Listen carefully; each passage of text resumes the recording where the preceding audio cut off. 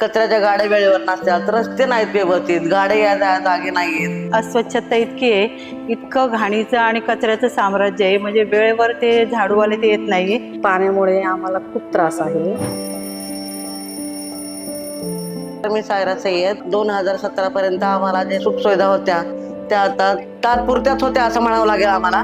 त्याच्यानंतर जे आम्हाला जे असे हाल चाललेत, आमचे पाणी नाही 2-2 दिवस येत आहे आम्हाला, कचऱ्याच्या गाड्या वेळेवर नसतात, रस्ते नाहीत व्यवस्थित, गाड्या या जागे नाहीत. आजही पाणी आलं नाही, त्यामुळे आम्हाला टँकर मागवायला लागणार आहे.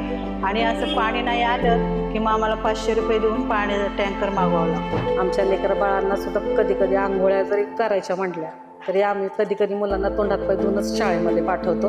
अजितदादा सरकार होते तेव्हा आमचं व्यवस्थित सगळं सोयीस्कर चाललं होतं, सुरळीतपणे चाललं होतं.